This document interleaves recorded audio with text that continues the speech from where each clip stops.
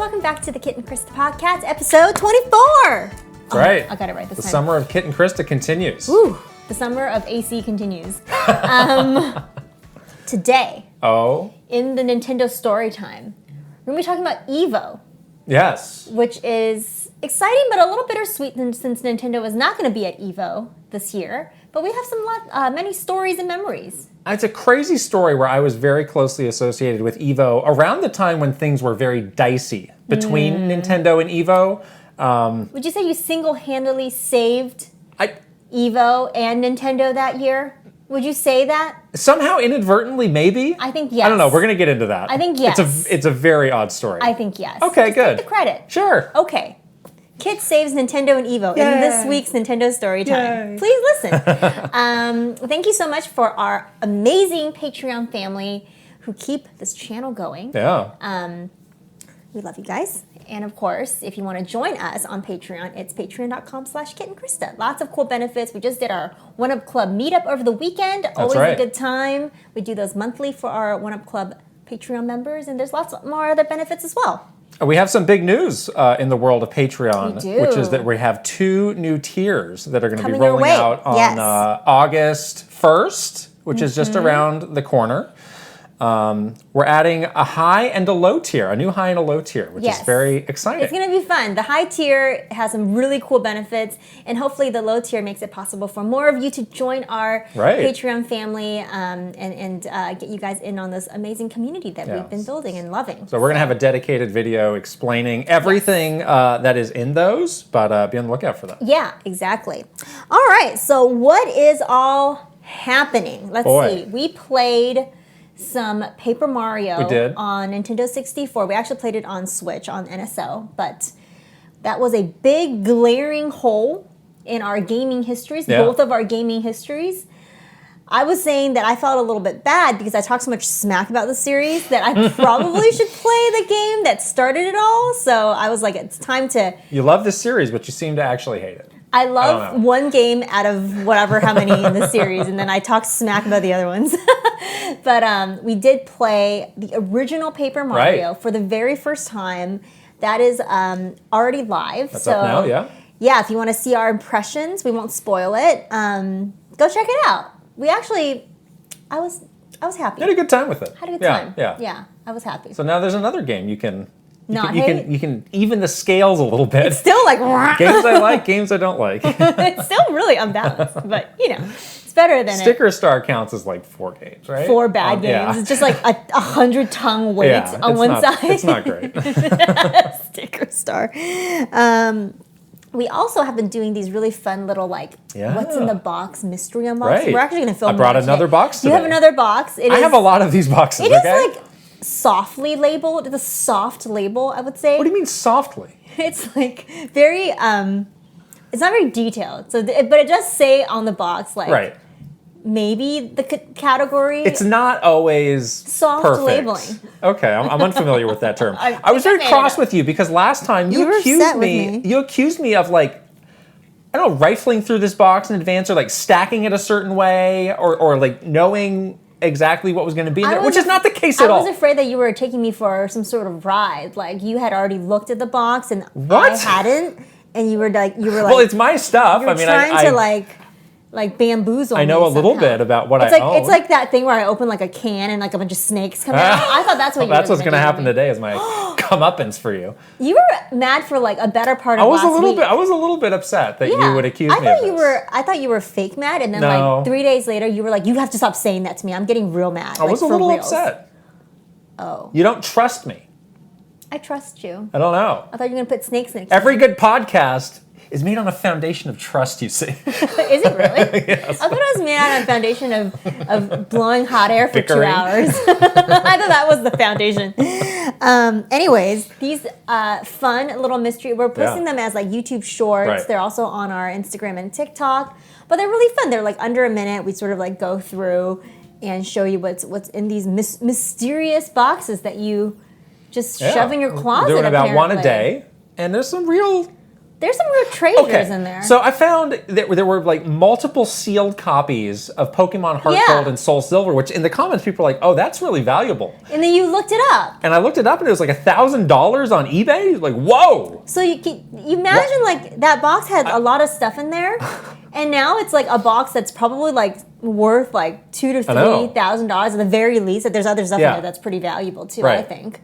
And we were just going through the little thing we have over here. You have... I'm looking at it right now. Yeah, you have Soul Silver, which is sealed as well over there. There's $1,000 in that cabinet right now. It is crazy what's happened to like the price of retro games, and like certain platforms like become retro and just like skyrocket in price. It's pretty interesting. Like that seems to be what's happened to the whole DS stuff. Yeah, so and the we box, have a lot of DS stuff. Yeah, the box today is labeled Wii PS3.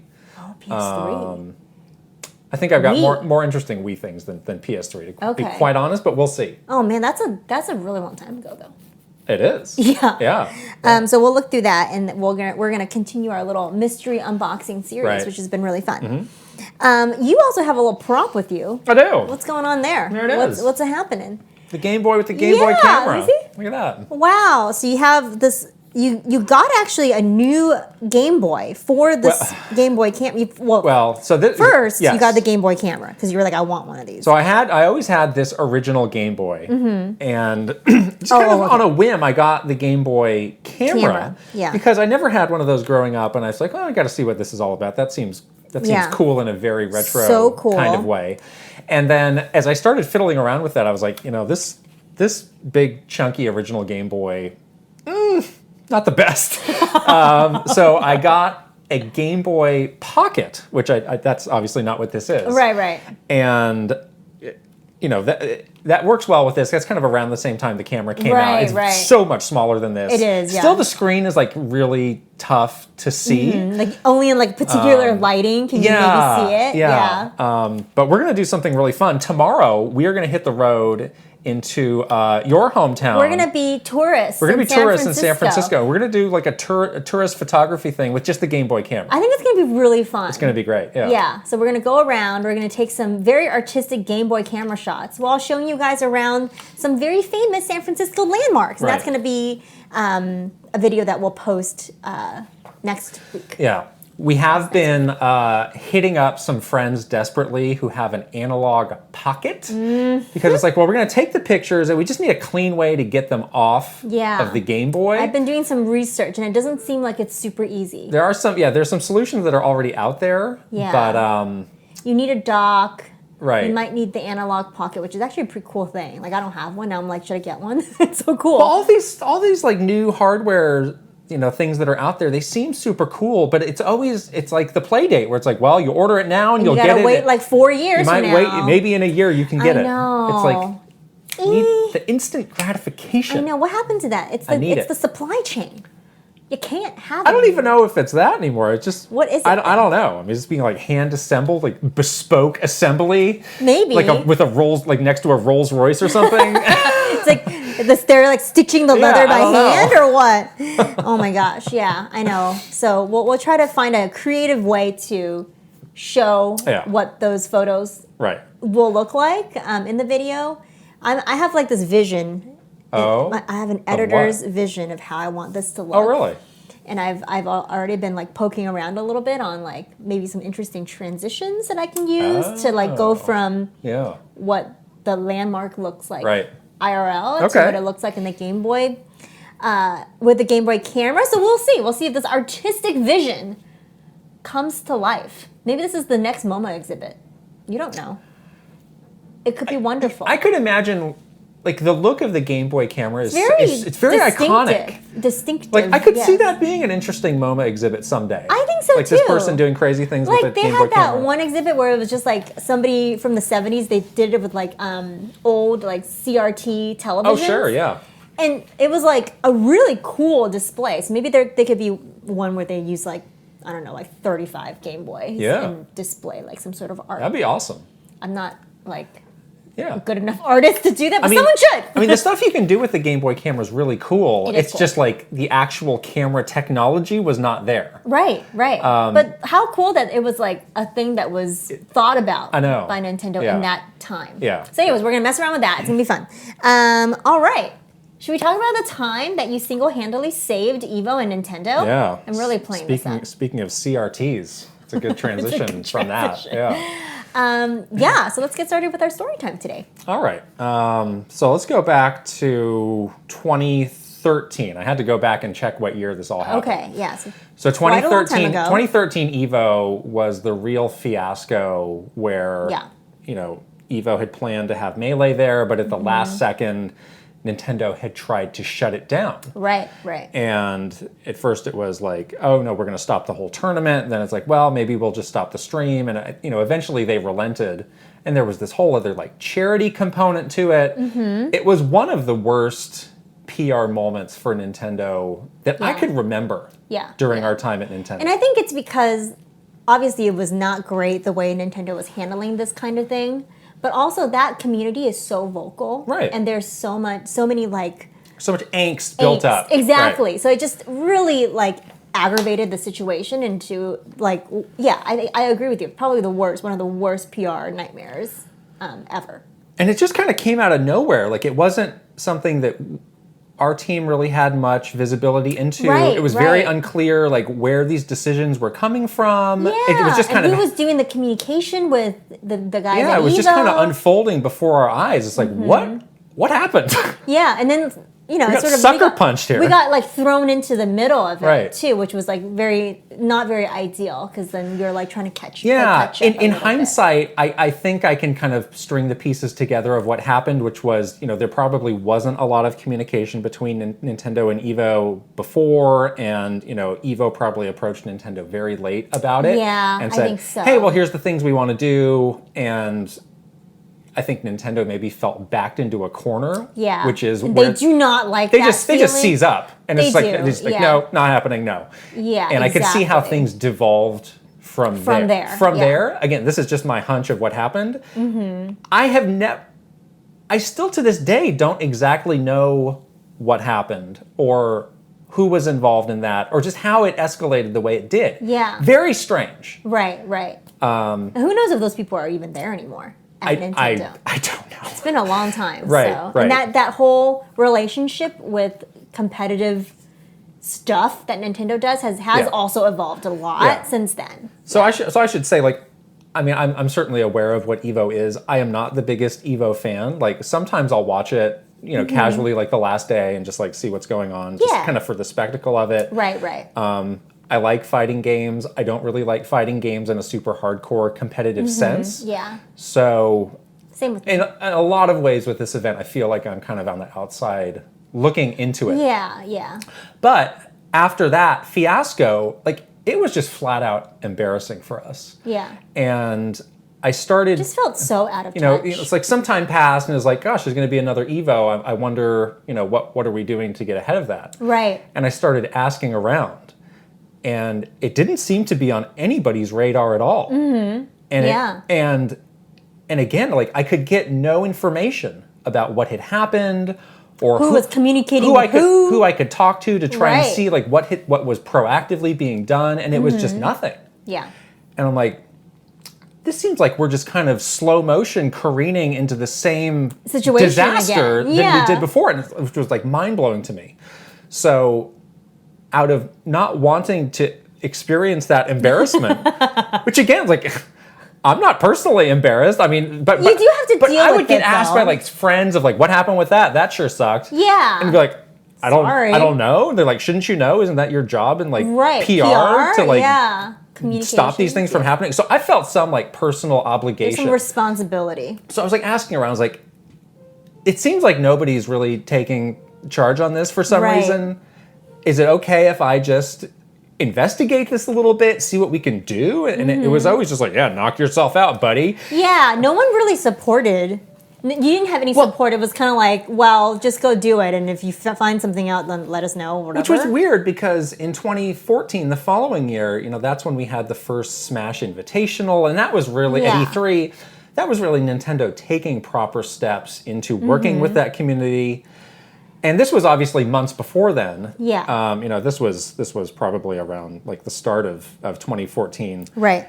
And it was just weird how there seemed to be no plan in place or no sense of urgency to address this huge problem that we had the year before. I think Nintendo's thing with the competitive stuff too is if they don't have 100% control over it, they don't want to be involved at all. But you can't do that because that community exists across all of these different events, all of these different, it's not like just because you didn't have an invitational, these people aren't going to play competitive Smash. Right. So that's like the weird like disconnect, I think.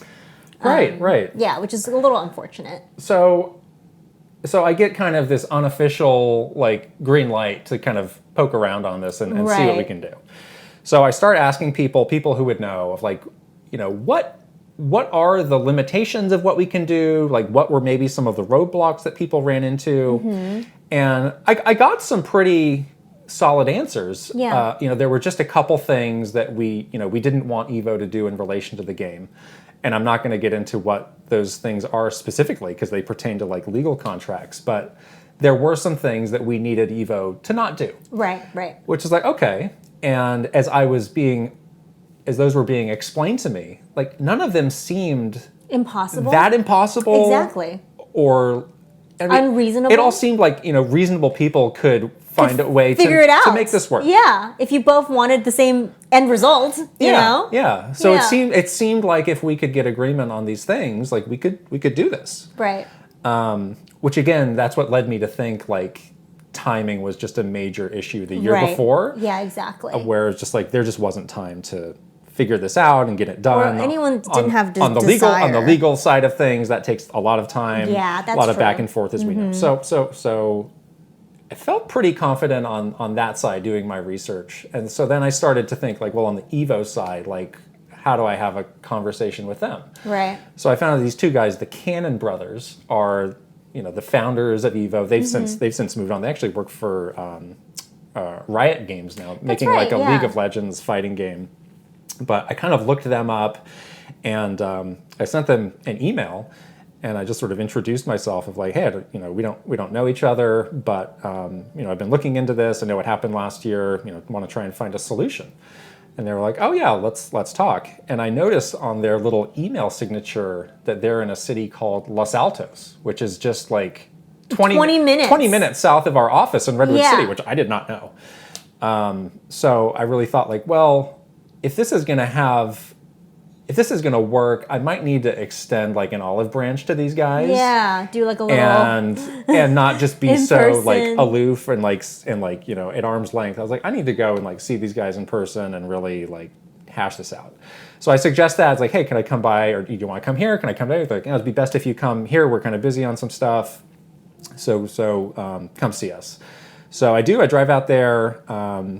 They've got just this like big, empty, like really empty office space where there was like, I remember it was like one desk, there's two of them, and just like two beanbags and like a TV with it. And like as I walked in, they were just like playing fighting games, which was like a great icebreaker because I think they were playing like Tekken or something. And I was like, oh, I used to work at Bandai Namco. Here's what I remember this anecdote about Tekken. We kind of hit it off right away. And those guys are really cool. Yeah. And they're like, they're just fans. But they are like super smart guys too. They both went to Stanford. They're like, now they're making games. Like these guys are like, they're like legit on it. So it wasn't like some like some parts of like the fighting game community can feel a little slimy to me.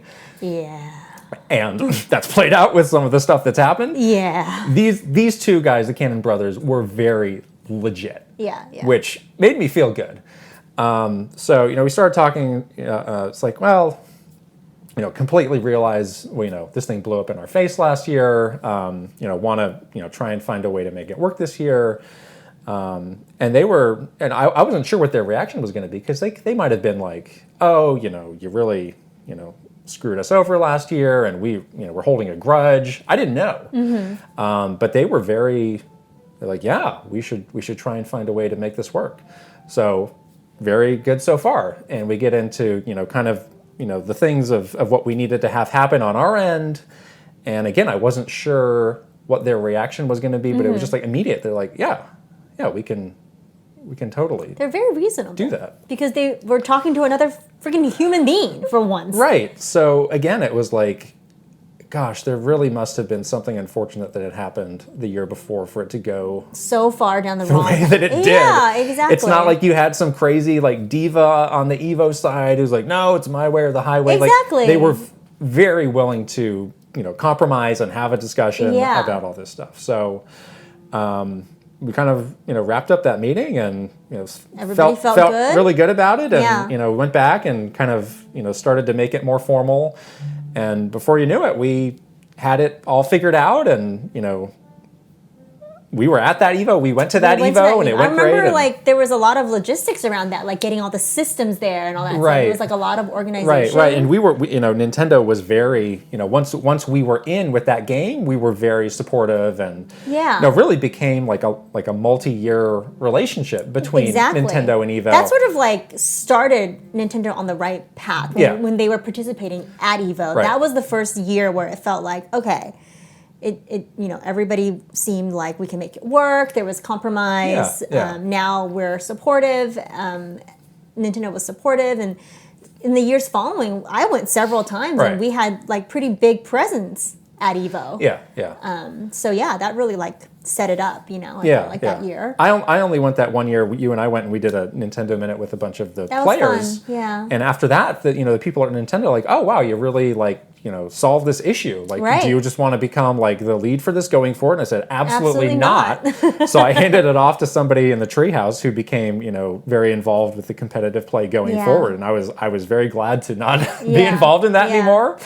So just one of those things where I was like, I don't know why I was involved in it, but I'm glad I was able to saved it. This issue and not have it blow up in our face again. Do you think it's ironic that after you left, Nintendo pulled out of EVO? No, I mean, EVO had, I'm just kidding. EVO had some of its own problems that created its own undoing, and now it's owned by Sony. Yeah. So there's other reasons why I think it makes sense for Nintendo to not be there now. Exactly. But no, Nintendo and EVO did have a good couple years. And we were. I mean, I ended up having to be more involved because I was the lead for Smash. In the years that followed, it felt really legit. Nintendo had a big booth there. We did real marketing. We spent real marketing dollars to be there. You had the video from Mr. Sakurai, right? That's right. Yeah. There was a video from Mr. Sakurai. We've announced characters there before. I remember I had to write that script for Reggie with the No John line. With the No John, and then we had to call him and tell him explain it. I had to explain what No John's meant. But he delivered it so good, right? Reggie's always now he says it all the time. It's really iconic, cute. It became a place for a legitimate place for real fighting game marketing reveals, announcements, and all that stuff. Yeah. And so that was cool for a couple of years. And then we had those player profiles that we did a little docu-series. So we were trying new stuff with the community. Obviously, there were some issues that was not the best, but there was a stretch where Nintendo really tried, with that community and we really did some good partnership there. But good run. Obviously, kind of a weird relationship. Just I feel always with that. But yes, I think that those couple years at least was not as embarrassing as that one year when it was awful. So. No, it would be hard to top that year. I'm curious to see what EVO is this year. It feels like it's kind of the big first year back following, COVID. Pandemic years when they were doing things online, and it feels like this is properly there. And I'm curious to see, what does Sony's involvement amount to? If anything, does it feel different? I don't know. Does it feel more produced or in that last year before the pandemic? It was arena event. Yeah, it was nuts. Crazy. Right. A massive sporting event or a concert or something like that. It really did feel just so big, and compared to the EVO that you and I went to, where it was definitely a lot more grassroots feeling. Right. It was just crazy to see like how that show had evolved and how just like huge it got. But yeah, I'm curious to see what it's like now. Yeah. You know, first year back. But it's always fun. Vegas is always fun. There's always somebody for a few days. For someone, Until it's not. There's always someone that drinks like a giant like Eiffel drink? Tower sling drink. There's always someone that stays up like 4 days straight at the blackjack table, you know, and then you're like, "Are you cool?" Anytime the drink needs to be slung to your body, you know it's not gonna end well. Like, I drank this for 3 days straight. It's just like working its way down. I'm like, ew, that sounds terrible. You get 3 refills on that drink, I think. Oh boy, which does not seem like a good idea. But yeah, like a weird, like an interesting atmosphere for like that type of event. Yeah. Having it in Vegas, which was always just, it was always fun, you know. Yeah, there you go. EVO. All right. We'll see what happens. Isn't it, let's see, when is EVO again? Is it this week or next week? August, so coming up. Coming up in like a week, so we'll keep an eye out for that. Yeah, let us know if you guys ever been to an EVO, if you ever had a sling drink. Tell us. Tell us in the comments. All right. Moving on? Yeah. Okay, this is a fun Never a Minute segment. We are playing Guess That System. Right. So we have written 3 clues. Each of them get a little bit more revealing as to which system we want the other person to guess. And we have like, 3 systems each? 3 systems each. Prepared. 3 hints for each system. I don't know how you're going to do with these, I'm going to say. I think mine are hard. Yours are hard. Mine for you are hard. Okay. One of them I don't know if you're going to get at all. So we'll see. Wow. Should I go first? Please. Okay. Here we go. Clue number 1 for the first system. I made you see games differently, but it wasn't for everyone. Nintendo 3DS. No. Yeah. Any other guesses? Well, I'm not just going to... No, I'll do one per hint. Okay. Yeah. I'm red and black and stand upright. Virtual Boy. Yes. Yes. Not for everybody. I thought that clue could lead you down the 3DS path because it is like a thing. Yeah. The last clue was 3D, but in 1994. Oh, yeah. So you wouldn't guess 3DS. Well, that's again. not hard at all. It's starting off a little easier. It's okay. All right. There we go. First one, here we go. The first prototype of this system that was shown was quite ridiculous.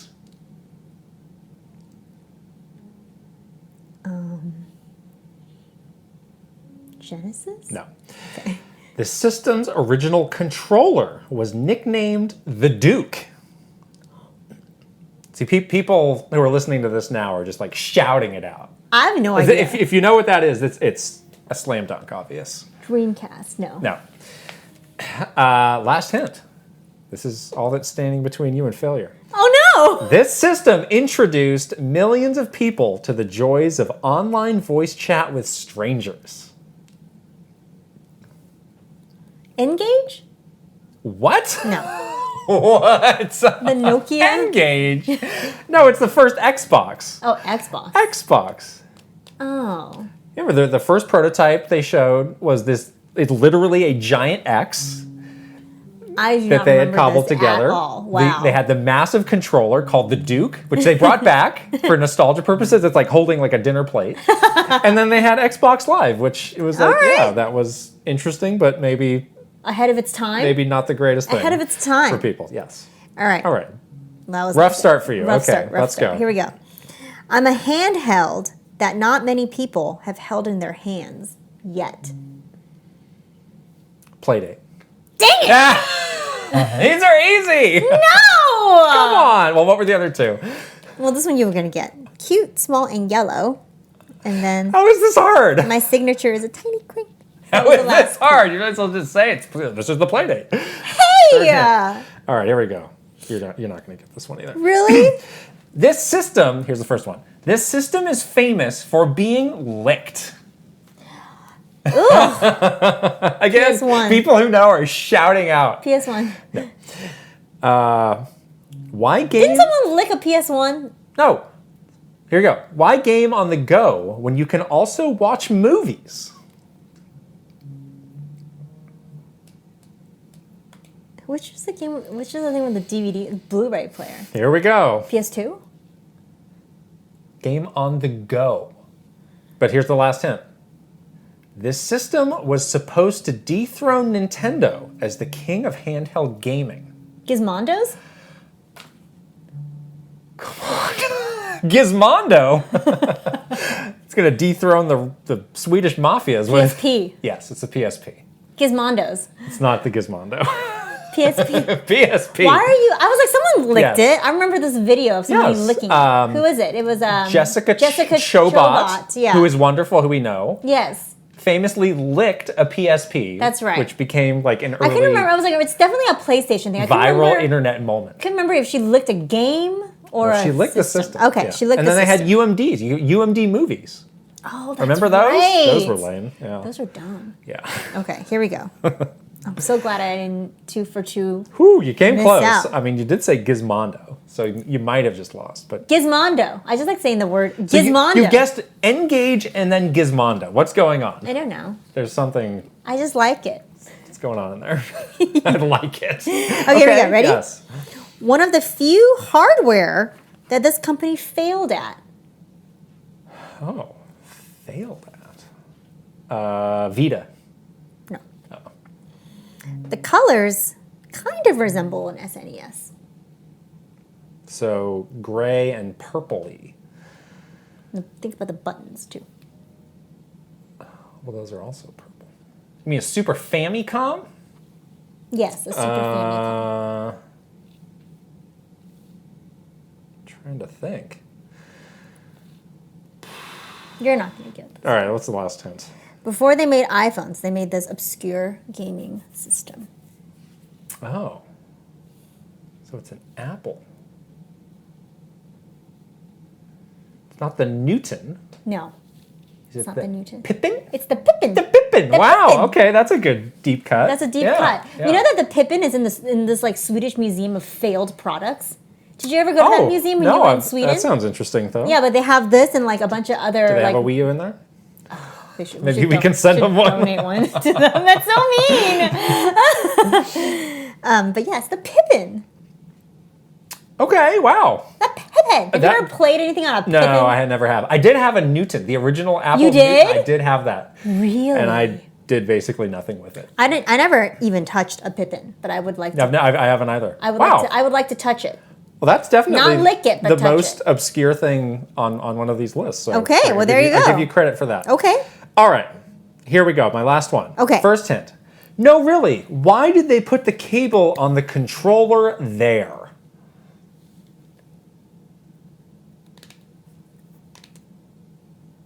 The placement of the cable on the controller is in a very strange place. Okay, keep going. This system was powered by Microsoft Windows. Even had a little sticker right on the system. It powered by Microsoft Windows. I don't know. All right. Those two are a little bit tricky. This one maybe will help you out. This system marked the end of an era. And that's your final hint. You're speechless. Spit something out. I don't even want to guess because it's going to be embarrassing. I'm going to count to 5. 1, Xbox 2, something? No. It's not Xbox. It's the Dreamcast. The Dreamcast. Yes, the Dreamcast. So they have, normally... Never had a Dreamcast. Let me talk about this controller. It's really, I never upsetting. had a Dreamcast. It's upsetting.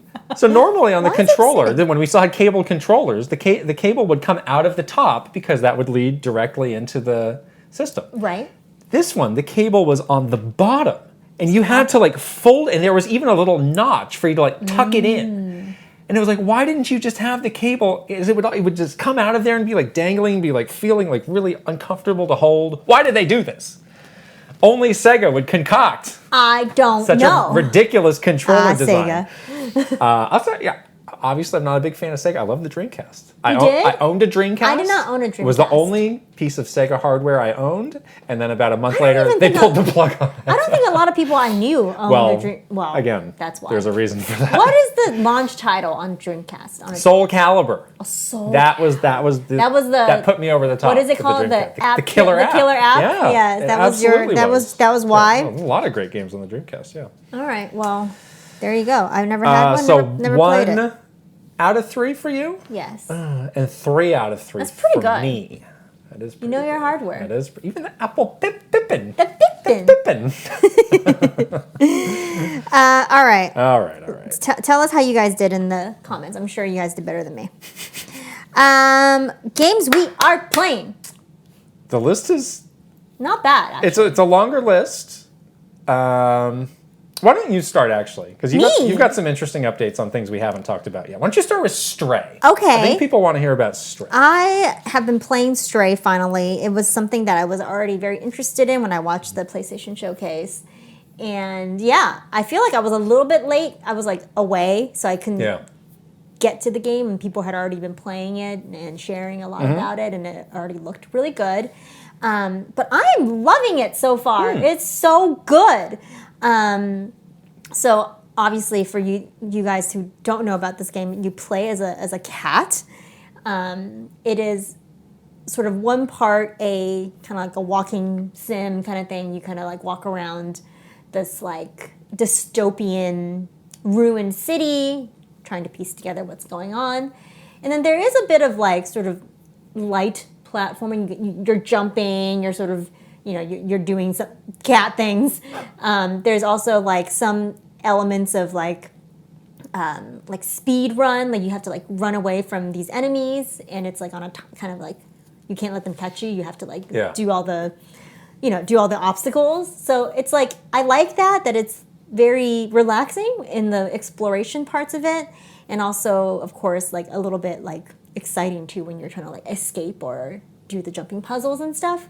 What they do really well is they really get like the cat mechanics done. It feels, I mean, I don't know what being a cat feels like. I have a cat, I watch the cat, but like it does do cat things. Like it, like when it jumps, if it's like jumping down from like a really high part, it does that thing where it like sort of sticks to the wall a little bit and then lands. And you kind of feel the weight of the cat landing. Yeah. There's this part in the game. You guys, I don't want to spoil it, but I think this was on the cover, so maybe I'm not spoiling it. But close your ears if you don't want to hear anything about this game. You get this little backpack on the cat for reasons that I will not share. But like the first time you put the backpack on, the cat like flips out. He's like trying to like roll around, like trying to get the thing off of him. It's exactly what my cat would do if I try to put propeller. Do you get a cat propeller? You fly around like a little cat. No, that's really cute, actually. That would be cool, right? No cat propeller yet. But, like, yeah, and then, like, he kind of walks funny. Yeah. He's, like, trying to walk, but the weight of it is, like, throwing it off, So, like, little details like that make it feel just, like, super realistic. It's just, like, I'm a very smart cat, but I'm still just, like, this cat, you know? The story is very interesting. Like, again, you're kind of, like, in this dystopian city. So I have a question about that. Yes. When that first trailer hit, I was like, okay, this is cool that they have this game where you play as a cat. I wasn't understanding the need for this setting. Does it make more sense? Like, does it feel like it's a nice addition? Yeah, for sure. Because it's like, why are you necessary? Why are you, the cat, necessary in this game? Because it seems like you could have a cat game in just current times that would be interesting and cool. Yeah, but I think the storyline, how it's unfolding, you're a very necessary part of the story. So it makes you feel like you are special and needed. Oh, because in this dystopian, wants that. Right? Yeah. I mean, you're a cat. It's like a cat. It's just a stray cat. It could be like you could be just like, who cares about you as a stray cat? Yeah. But you like really care because, and the characters around you also really care because you can do things that they can't do and they need you. So that's where I think it makes sense. So you meet different characters. I think in the trailer they showed like sort of robots and stuff like that in this like dystopian city that you're in, and they legit like they need you to like do stuff for them because they cannot in the constructs of this world. So the missions that you're on, like the things that you need to do, feel like not again like really necessary. Like, oh, if I don't do it, they like cannot. Yeah. So. So I really like that. Like, it feels like I'm here for, like, a purpose, even though I'm just a cat. And it's really cute. You do, like, little cute cat things. Like, you could, like, rub yourself, like, against the leg of somebody like a cat does and purr and stuff. And they get like hearts because they still feel like a connection to you, even though they're a robot and you're a cat. Yeah. And it's very heartwarming. It's a very heartwarming. I just did a part in the story where it was very sweet, and it's like, oh, like this is an interesting way of seeing the world, not through like a human's eyes. You're seeing it through like a cat's perspective and like these robots, but it's still like very sweet and really touching. The story is really good, and you're kind of piecing it together. You're like collecting these memories and. You're sort of figuring out, like, as the story goes on, like, what happened? Why are we here in this state? Like, where did all the humans go? Yeah. What actually happened here? Huh. Yeah. Now, your impressions of this game are all fine and good, but stop bearing the lead. What did your cat think of this game? My cat watched for a long time, and like she was especially interested when I made. You can press a button to make the cat like meow. Yeah. And she really liked the meowing. Oh. The dogs also were very intently. And I have the big projector, so the cat is like a huge cat, you know? So they're all of them are in the living room like perched and watching. She did try to like bat at it a couple of times, like jump up onto the wall to bat at it, but nobody was like mad at the cat. Okay. So that was good. Yeah. And I read like extensive articles before playing this game and watched like a lot of spoilers to make sure that nothing bad happened to the cat. Because again, I can't stomach that. We solved this last episode. If it's a dog, something bad's going to happen, but not to a cat. The cat sprains his tiny little ankle. The cat is self-reliant. Very smart cat. It's like the smartest cat ever. So smart. Yeah. But the cat is like nothing bad happens to the cat. Okay. So that's good. I was happy to see that. There's a part in the beginning that was a little traumatizing. Oh no. But the cat's okay. Very good though. All right. Really like it. Good. We'll keep going. We'll probably beat it this week. Yeah. Did you sign up for the PS Plus tier up I didn't. To get this? I didn't. You just bought it? I just bought it. It's only like $30. Yeah. You were talking big about upgrading your PS Plus. And I know. I might wait a little bit longer for it. For what? I don't know. What are you waiting for? Just to see. See, I'm waiting for Bushido Blade. If they had Bushido Blade, I will jump on that day. They have a lot of games there. Like but people say they're a one-issue voter. I'm a one-game buyer subscriber. PS1 Bushido Blade. Anywhere, I'll buy that. All right. What you have been playing. Oh, I played a game. So I had this weird like in-between period because I was playing Fire Emblem Warriors. Very clear I was not going to finish that. Right. Found a good stopping point. There's got these RPGs coming out that are getting me a little anxious. There's a lot. About what I'm going to do. So there's Live Alive and then Xenoblade Chronicles 3 comes out this week.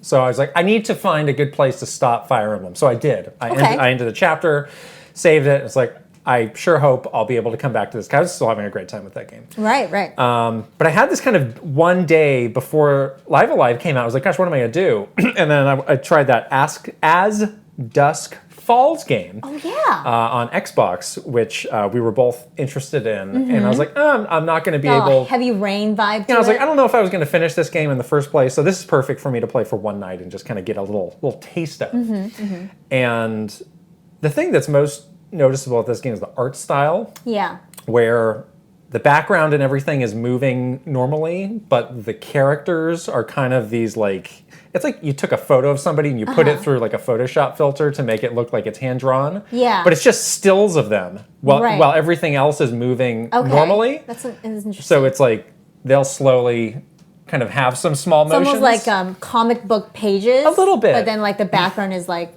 animated. Yeah, and I saw a lot of people saying they didn't like it or it made them feel like motion sick. Oh. I thought it looked great, actually. I thought it's very unique, very cool. I remember when I saw it, when they first announced that game, that was the thing that like I liked a lot about it. It looked really different. Yeah. And it had like kind of, again, like that storybook kind of feeling to it, which I think this is what this game is just very like almost like and we had said right away, like, gosh, this feels like a Heavy Rain or like a Detroit. And it turns out some of the developers came from Quantic Dream. So that makes sense. It's very much like that.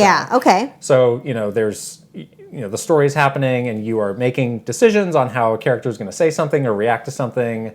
And then there's those kind of like quick time events where you need to like, mash a button or move it in a certain way to not like, have a poor outcome.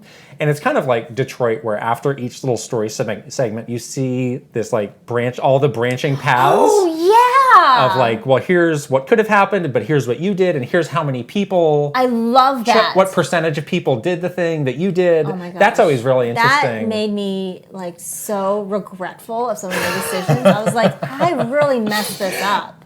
In Detroit, I was like, oh, I messed up. I botched the end of Heavy Rain in a way that really, to this day, still annoys me. There was some QTE that I just totally freaked out on, and I messed up. That was so scary at the end. I was like, my hands were like sweaty. Anyway, so I've kind of an interesting relationship with those things. Yeah. But I watched the end of Detroit in a horrible way. Like, I was so upset with my ending. Anyways, the robots. But this one, you haven't botched it yet. No, hopefully. But the setting is, it's like it takes place in the mid '90s. And there is a ridiculous musical callback. So it's this family. It's like these two parents that have like a daughter, and then there's like the grandfather who's on the road trip. Okay. Starts out playing a Better Than Ezra song, which was like, I was like, wow, I have not heard anything from this band. What happened to them? You want to talk about the core memory unlocked. Man. Oh my God. What is this? You're like transported to a high school dance or something. Radio station. So anyway. So they're on a road trip, and then there are these other like teenage kids who are up to no good, and they get in over their heads on this crime, and then like the two of them like meet up, and it sort of devolves from there. Okay. I like the gameplay. I kind of like the initial story setup. Some of the story elements felt a little predictable. Like I kind of knew what was going to happen. Like the most obvious thing was what happened. It's no red herrings in this No, one. so I'd be curious to see what they do. I mean, I played only like the first chapter out of like 6 or 7, so I'd be curious to see what happens after this. Okay. But it was definitely interesting. It's on Game Pass. It's free. I want to play it. And then there's also this other thing where there's like an app, so if other people are watching with you, you can vote on what the choices are. I suggested that we do that for our One Up Club meetup, and you were like, no, I don't want people's decisions to taint my game. I was like, okay. I really have mixed feelings on that, because I think it's a cool idea. Because that like people do like to just watch those kinds of games. I think it'd be fun. But if I'm the player and I get overruled by like some troll like you, if you're like trying to troll me I would never. to do something dopey, help you make a good decision. I'd be upset. I would help you make a good decision. That would be beyond a Heavy Rain situation. You'd be so mad. I would be upset. You would be so mad. So maybe I won't be playing it that way, although I'm glad it exists. Maybe we'll see more games like that. Maybe we should play it together that way. In the future. And then we can make decisions. We need a third person to be a stalemate, 50-50 every time. You're just going to choose the opposite of what I choose. No, I won't. We're going to get nowhere. I would never do something like that to you. So that was cool, but eventually, so I did get Live Alive. I've been playing that since. That continues to be very good. So there's like 7 of these individual story segments. We kind of talked about. You played the demo, and that transferred over, so right? everything transferred over. I went back to the kind of feudal Japan as the first one. That was the one that was in the demo that I was liking, that I wanted to go back and finish. So you did finish that one? I did finish that. Did the story pay off?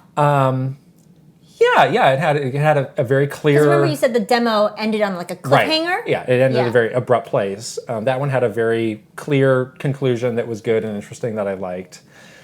After that, I was like, I want to do one that wasn't in the demo. I want to see what some of the other ones are. So there's one that's like set in prehistoric times. I saw that. Where it's like this like a cave person. Cave people community. Yeah. Is there a woolly mammoth? That's my question. You do fight a woolly mammoth. Fight? Right. I don't want to fight and it's also a baby woolly mammoth, so you might not like it. Did you kill it? I don't know what happened. Look, it turned into a cloud of dust is what happened. And then I got a piece of meat. Why would you do that, baby? Times were different in the prehistoric era. I thought they were friends with the woolly mammoth. No, they weren't. Based on what? But the thing that's cool about this one in particular is language did not exist. So there's no dialogue at all. So you're just silently playing this like caveman storyline. If you talk to people, sometimes they'll like gesture, or like there'll be like a word bubble, but there'll be like an icon where you're kind of getting the general idea of what they're trying to convey. What kind of icon? Again, a big piece of meat. People are motivated by the big pieces of meat, like a cartoon. Okay, they just want to eat. Turkey They're hungry. Yeah. Okay. Right. All right. That's why they wanted a woolly mammoth. So that's very interesting and very different from the other ones. And I do appreciate that all of these seem very different. That's good, yeah. I was reading up on what all the different ones are. There's one that sounds like, I want to do that one next. It's like a fighting game, basically, where you're just doing these one-on-one battles, and the way that the game is presented feels a lot like a fighting game. Oh. So that's very neat. And I ended up watching this video on like the history of this game, the SNES version, which I was so interested in because I'd never heard of this game before. But I know, right? Again, but now people are like huge fans really big of it. RPG fans knew all about it and had been wanting this. And yeah, they had kind of had like different dev teams working on all of these different stories. Oh, it's weird. And then like they came together at the end or something? Yeah, so they had, kind of the core idea of like, well, this is going to be, It's like, I'm the caveman. It's an RPG, but we want you to create these different stories, and if you want to kind of change up the gameplay, you can do that. So that's kind of cool. So that's neat. Yeah, that's really cool. I got a really good look at what the game on SNES looks like in that video, and I would say, like, it's not super different from what it is now in this, HD 2D version. I could definitely play today the SNES, version and be perfectly content with it. Right. But it doesn't exist. So this is literally the only way, unless you want to get some like Japanese fan translation or something, or learn Japanese. So I'm liking this game a lot. I have really had the conundrum of like, gosh, when Xenoblade comes out, what am I going to do? I saw some people saying like, well, I'm just gonna stop, even though I've been looking forward to this game. I decided I'm just gonna see this through to the end. How many hours is it? It doesn't seem like it's crazy long as far as RPGs go. It might be like 25 hours. That's not too... Yeah, like that first story, the Japan one I did was maybe like 5-ish hours. Okay. And they said that was one of the longer stories. Okay. So, yeah, I think... It's going to keep going. I think so, yeah. And then I'll switch over to Xenoblade.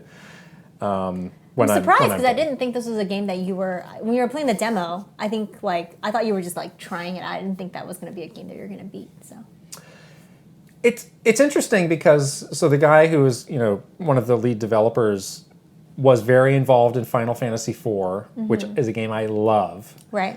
And you can see kind of how some of these ideas got put into future games. Like there's definitely some stuff that went into Chrono Trigger that came from this. Okay. It feels like a starting point for a lot of ideas. I see. That you see in future RPGs. So it's interesting from that standpoint. Okay. Yeah. Well, there you go. Uh-huh. You're going to keep going, and I'm going to play Xenoblade. The one thing from that video, though, that I thought was interesting was the person doing the video was like, well, there's no clear guide on what the name, how to pronounce the name. Oh. So for the purposes of this video, I'm going to call it Live Alive. So at some point, somebody must have had a conversation of how do you actually say this name? And then they clarify. Live Alive. And it's Live Alive. It's Live Alive. Yeah. Unless the Nintendo Treehouse has led me astray. No. Which they would never. They would never. They would never. be allowed to lead. But that's very interesting that after all these years, people are like, don't really know how to say this. No offense, but I think Live Alive sounds a lot better. But it's a strange name. Yeah. Period. Live Alive sounds like it's more descriptive of the gameplay. Like you're living these different lives. These different storylines. I guess. It's not like, I don't understand. Anyways, it's fine. It's not my game. Yeah. It doesn't matter. Yeah. Great. I'm glad that you're having fun. I am digging into this backlog a little bit because of our backlog conversation from last week that like destroyed me because I was like, gosh, there's so many games. And then it didn't help because all in the comments from people were like, oh my gosh, you should definitely play this game in your backlog. I'm like, please invent a time machine. Oh. Or some sort of... But you had the time now. I'm playing Deltarune. Yeah. Because it's the shortest of the ones on the list of games. It's quite short. So yes, I've made some good progress. And I'm like, wow, I don't know why I slept on this game for so long, but I finished chapter 1. Now I'm like in the middle of chapter 2. You're almost done. I'm almost honestly. done. Yeah. I really like it. It is, of course, just like Toby Fox masterpiece. The dialogue, the music, like everything is so well done. It's so charming, so sweet. There's definitely like some undertones that I'm like, I was telling you that. Dark. Very dark, and I'm like kind of dumb. Like I'm like, I don't. What does it mean? What does it mean? Like this is someone's having some trauma. Obviously, I'm not sure you're supposed to know exactly what it is. I don't think you at this point. I mean, the game's still more chapters. There's more to chapters come. are coming. Yeah, but there's definitely some. There's like this sort of obviously like some sort of sadness and something that this character is working through. Yeah. But I really love it, and Yeah, the music is so good. I really like the music a lot. Yeah. So I've been enjoying that, and I think I can probably finish that up in the next day or so. In Chapter 2, I will not spoil this, but there is a kind of parody of a classic Nintendo game that I thought was like really incredible. Okay. Yeah. Which you know it immediately when it happens. Really? Yeah. Okay, I haven't gotten there yet. Wow, Toby. Toby. Oh, Toby, you've outdone yourself. Genius, Toby. Oh, Toby. It's crazy that he just does it all. He's a very mysterious figure. I think he's Maybe incredible. we should ask our friends at 8-4 because they publish those games in Japan and probably know him pretty well. But I'm like fascinated by him. He's quite fascinating through this game because he puts himself out there, but in this form, it's like almost like you're reading his diary or something. Right, and he's doing music for Pokemon games. I know, He's playing Smash Brothers with Mr. Sakurai. He gets around, but he's still very mysterious. He is. Yeah. What's going on, Toby? Who's going to get to the bottom of this? Is it you? Me? Or is it you? I don't think Toby You're wants to talk to me. going to show up on Toby's doorstep one day? No, I don't think he wants to talk to me. I would love to get to the bottom of it because I think he's a genius. Yeah. Like I'm like fascinated by all of it, and it's awesome. Yeah. Yeah, and then Xenoblade comes out this Friday. So you are jumping on Friday starting Xenoblade. I'm starting Friday Xenoblade day. Good, because we need somebody to talk about Xenoblade. Somebody will talk about Xenoblade, and it's going to be me. I'm going to finish Stray and Deltarune, and I'm going to... Perfect. I'm going to start You can Xenoblade. absolutely be done with those. I think I've planned my... That's great. My gaming, whatever, my schedule perfectly. So I think I'm good. And then, I guess I could also play... So you're not starting Persona 5 on Thursday night? No, I shan't be. Or Rune Factory 5. Just gonna try this out. I do think that I can play as Dusk Falls at the same time as Xenoblade, potentially, because they're very different games, and I can maybe take a little Xenoblade breather with a chapter or two here or there of As Dusk Falls. So I mean, are we just gonna have? Is it gonna be like Elden Ring was for us, where it was just 2 months of all Xenoblade updates for the What We're Playing segment? It could be. It just depends on if this game captures me. Is it going to capture me? We'll see. The other Xenoblade games have not captured so much. Yeah. I will start really strong, and then I get kind of bored in the middle. No offense, people, to the Xenoblade fans. I really love the first 10 hours of the first Xenoblade. Yes. But after that, it was hard for me to stay focused. Yes, exactly. Why is that? It's hard for me to put my finger on why. I have the exact same feeling. That same exact thing happened to me. I was like, oh, this is the best game ever. Yeah. I'm so in. I can't wait to spend all my time playing this game. And then 10 hours went by. Yeah. And then I was like, I'm kind of bored. Something I do need to do before I start playing is find some sort of video to catch me up on the story. I have no idea what's going on. Bad. Can someone catch me up? Because I'm who are these characters? These are all new characters. Where's Shulk? What happened to Shulk? Yeah, these people have weird color eyes. They're aliens. Where's Professor Susu? Where is everybody? Where's Mooey Mooey? Totally don't know where Mooey Mooey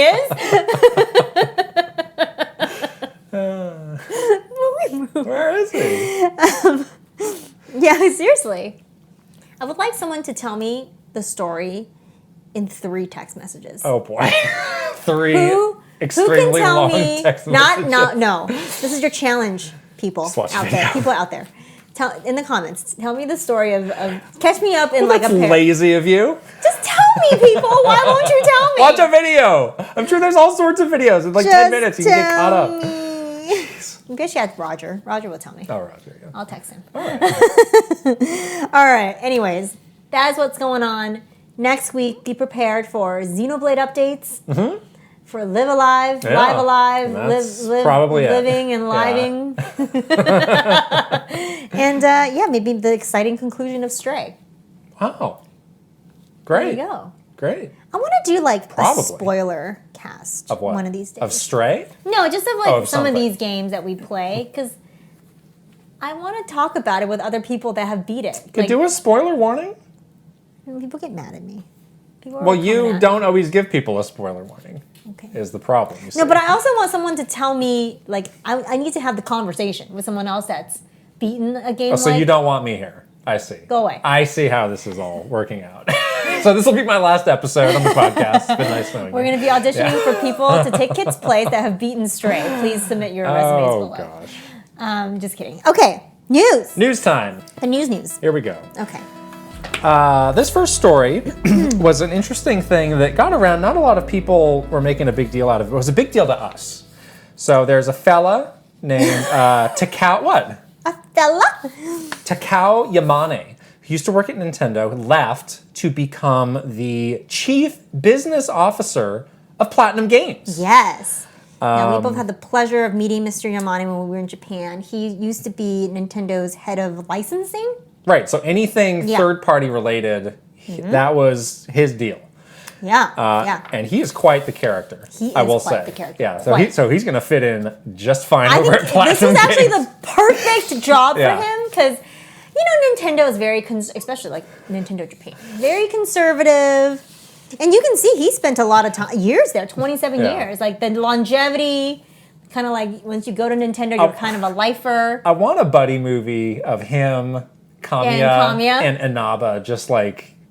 Oh my God. It'd be like a Step Brothers-esque. They're like in Osaka, kind of situation. Just like eating, somebody's getting a noogie, okay? Eating 555 Harai buns and like sunglasses are strewn on different parts of your head. There's like in the back and the front. Just blocking people on Twitter nonstop, but somebody is getting a noogie, okay? Someone's getting a wet willy. Yeah, we have to. Were you at that? I can't remember if you were at this meeting in Japan. I was.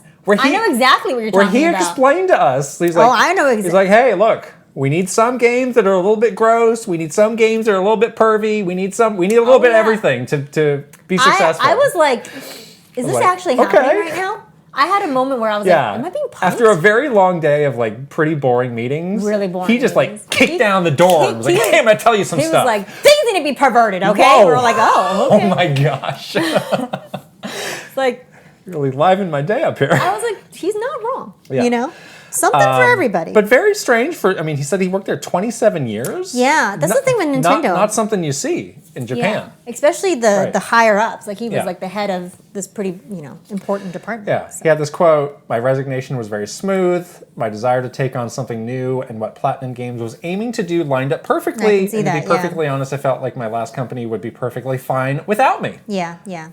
I don't know who's taking over there. Sure, maybe we'll find out. Maybe we won't. Probably we won't. Yeah. But it's cool. It's nice to see, like, somebody kind of almost like breaking tradition a little bit and following his, own career path and finding a place that he could be happy at. So, best of luck to Mr. Yamane. It was a pleasure to meet him, and thanks for breaking us out of our meeting stupor that day in Japan. I'll be honest, though. I had been getting a teensy bit worried about Platinum Games, like, I was like, are they going to go out of business?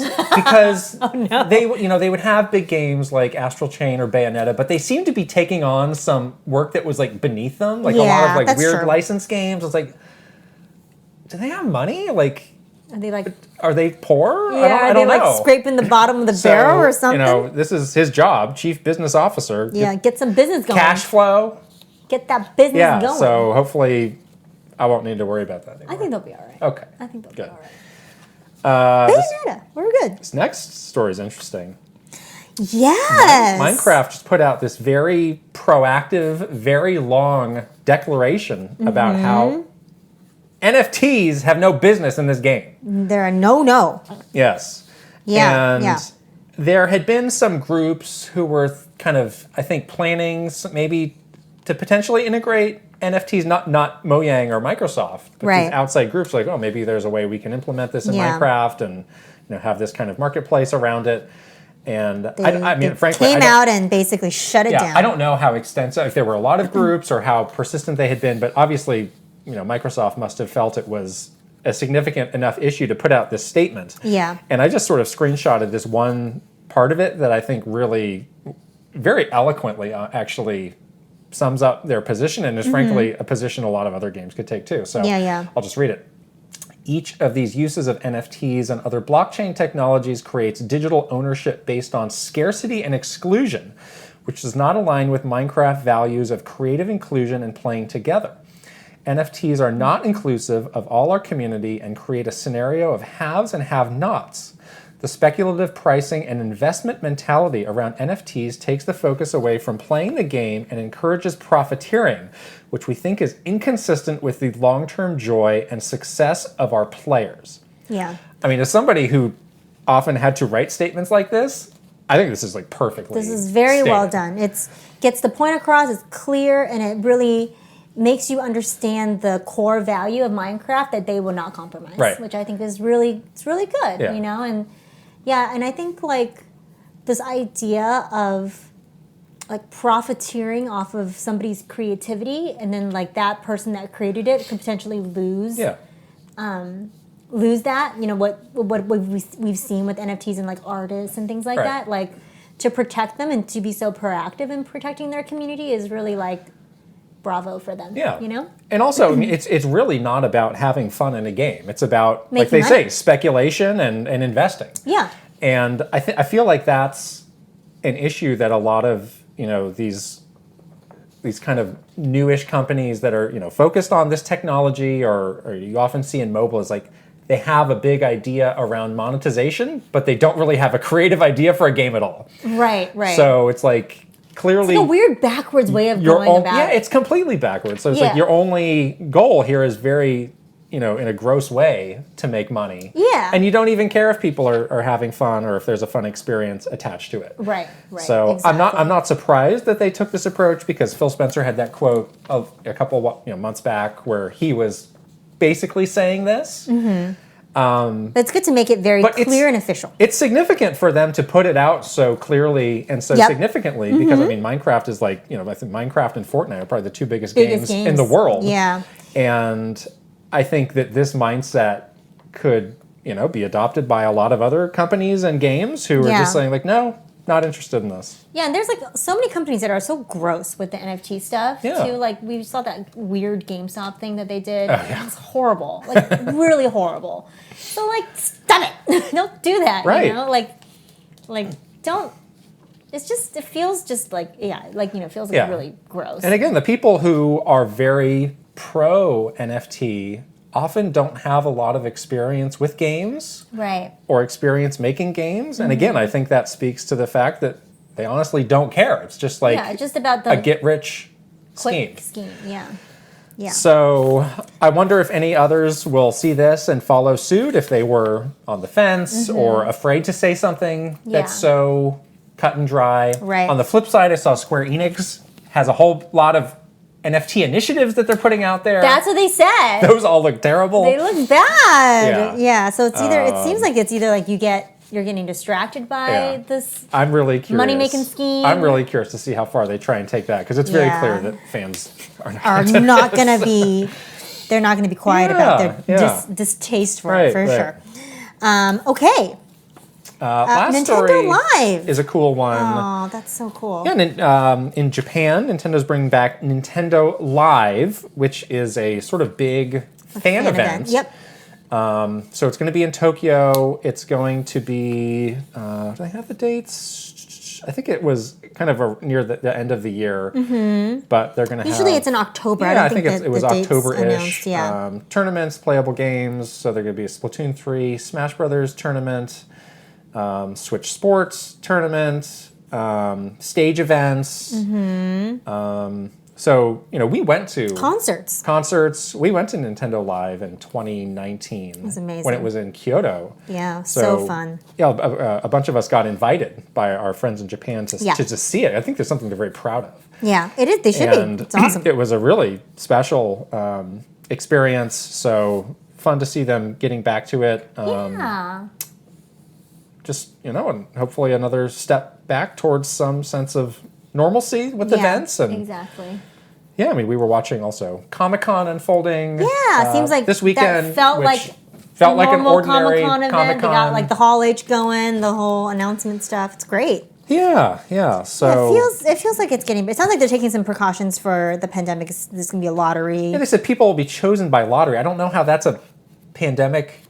I think they just limit the number of people, but they need to find a way to choose the limited numbers in a fair way. So that's probably why the lottery system. All right. So you can like apply to probably be in the lottery, and they probably choose like a smaller amount of people. Yeah. It was very well attended when we were there. Yeah. The big convention center in Kyoto. They had like lots of, obviously gameplay things, but lots of cool photo ops. This is where we attended the Squid Sisters concert, which was no joke. So cool. The loudest concert I've ever been to in my life. I know. And there were people with the neon. There were like little kids in like the first row just getting blasted, obliterated eardrums from this concert. The headphones. I couldn't believe how loud that concert This sounds cool. They have they've chosen Animal Crossing New Horizons and Splatoon 3 for the concerts. Oh, we're absolutely getting a new Squid Sisters hologram routine. Oh, that's so cool. Yeah, there's definitely gonna be that. But I want to see the Animal Crossing because they had that too at the very briefly. They had a little brief KK Slider moment that was very sweet. It was like before the game came out, so it was like a pre thing. Right. Yay! How exciting! I'm so happy for them. Yeah. That's really, really cool. Yeah. Yes. All right, that's the end of the news. Yeah. Yeah.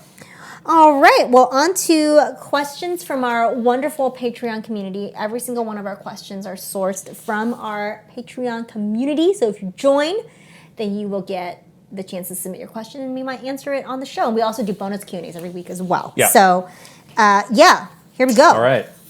Question the first. Obscura asks, if you could have one more game released on a classic console, which game or console would you choose? For example, another Mario game on the N64, another Metroid game on the SNES.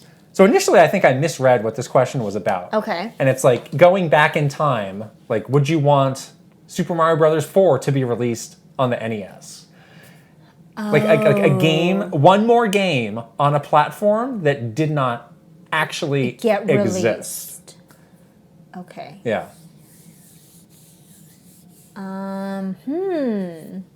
I don't know why, but I think the platform, or I'm sorry, the console that I'm choosing, I don't know why my brain went there immediately, is GameCube. Okay. And I'm trying to think about which game. Maybe another Mario Kart game on GameCube would be kind of cool. Okay. What about you? What are you thinking? Maybe it's just because it's been so long since we had a new game in this series. Another Wii Metroid Prime. Metroid Prime 4 on Wii. Metroid Prime 4 on Wii. As I mean, it seems to be where that series is going with the motion controls and the good, the pointer aiming. Yeah. I think another going back a long time. I think maybe another Castlevania on NES could be really great. That's kind of cool, yeah. Castlevania 3 was so interesting with all the different characters you could play as. And they kind of... And I feel like I didn't love like Super Castlevania on SNES as much as I love some of those NES Castlevania games. So maybe, for me personally, that would be cool. Okay. Yeah. All right. This is an interesting question. That is a very interesting like what if kind of question. I like it. Courtney asks, was there ever a time where you were working at Nintendo where you were extremely confident you knew exactly how consumers or Nintendo fans would react to a newly released game or big announcement made by the company, only to be proven wrong by a completely opposite out of left field reaction instead? Immediately I knew what my choice for this would be. And? It's the 2DS. I thought the 2DS... Remember, it was a real struggle with the 3DS for those first couple years. Yeah. And I was like, wow, the 2DS is going to blow completely out of the water. Make this a 180.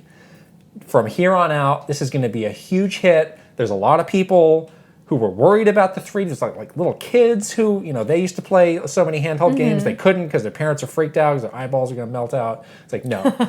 All of our problems, it's at a great price. All of our problems are going to be solved. And it's that form factor was very strange to me. Smooth sailing from here. And it did fine, but it did not. No. It was not a smash hit. No. Yeah. Family of systems, though. It became the family of systems. The family is growing. It looked really weird. A new addition to the Nintendo 3DS. Family of systems has arrived. It's like, we have something at every price point. Blah, blah, blah. Did you feel that way about the 2DS? No. Oh. I was very, skeptical about the 2DS, actually, because I just felt like, why bother? All right. You can turn the 3D off. It's not a big deal. It's not that much cheaper than the 3DS. Oh. All right. Let's see. A game that completely... Well, I would say there's definitely games that we thought weren't going to do as well that do very well. Yeah. Like Fire Emblem Awakening, we've talked about that before. And like those big sort of phenomenon type situations like Animal Crossing. Right. You know, where it's like, well, this game is probably going to be fine, but there's a huge fan base around it. But then you capture like the crazy lightning in a bottle kind of effect because a global pandemic's happening and no one can go anywhere. And the only place they can go is on people's islands for Animal Crossing. So there are definitely those moments as well. Yeah. Okay. Captain Alex has our next question. What's the most exciting or interesting place you've ever played Nintendo Switch? And is there some place you've played it that you think no one else ever has? Oh! I'm looking at you, Chad, playing on top of Mount Kilimanjaro. That was a great photo. We'll explain who Chad is after I finish the question. When I was still flying, so Captain Alex used to be a pilot. So cool. I played in the flight deck between flights, and while I'm sure I'm not the only one to ever do it at this point, we're definitely a small club. That is awesome. I want to know what game Captain Alex is playing. Yeah, and if you're listening on audio, Captain Alex has a picture of him from the cockpit. So cool, Captain Alex. I love it. He's got Animal Crossing on the screen. It's perfect. I love that. So Chad, but no pilot wings. Who Captain Alex mentions is Chad, who used to work with us at one of our agencies, who, as stated here, went to Mount Kilimanjaro, climbed all the way to the top of Mount Kilimanjaro, played Nintendo Switch. Switch. That was kind of a thing for like the first year or so when Switch came out. I was like, what's the craziest place I can do this? Yeah. Maybe inspired by Karen's rooftop party from the video. I don't think I have a great answer for this.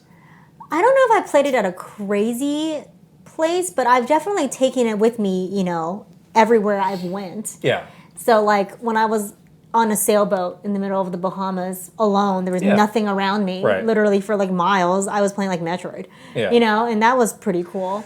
Or, like, my other favorite thing that I like to do is I like to pick a game that is, like, related to the place I'm going to. So, like, if I'm going on a beach vacation, I want to play, like, a summer-feeling beachy game. Right. So, like, you know, I think I was playing, like, a game like that when I was in Thailand or something like that. Yeah. You were playing like Okami when you were in Japan, which was really nice.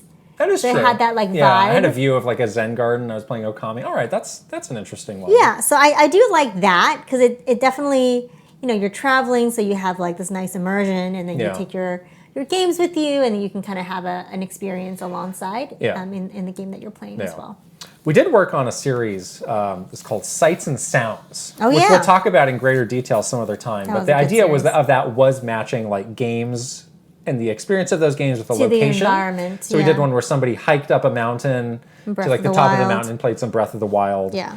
And we did a couple versions of that. You can check those out. We'll talk about those more later. Yeah, those were fun. Frulio.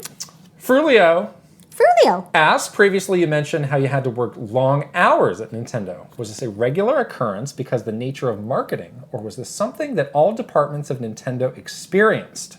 What are your best and worst strategies for managing stress levels? What's your worst strategy for managing stress? My worst strategy is just to not manage it at all and just keep working like a maniac, which is, I do not recommend that. I'm not sure if it was all departments. I do think the communications team... It was not all departments. Yeah, it is especially... And I think communications teams across a lot of different companies do have this issue because it's kind of like when they say it's like always on, which I hate that phrasing. It's like, ugh. But basically kind of is, that's the truth of it, is like the internet, especially with like the internet, like no one's going to stop talking about it. Like stuff is going to keep happening like 24 hours a day. So if there's something that you need to do something for, it could happen in the middle of the night. It could happen over the weekend. So it makes it challenging for, I think, you to like completely turn it off, you know?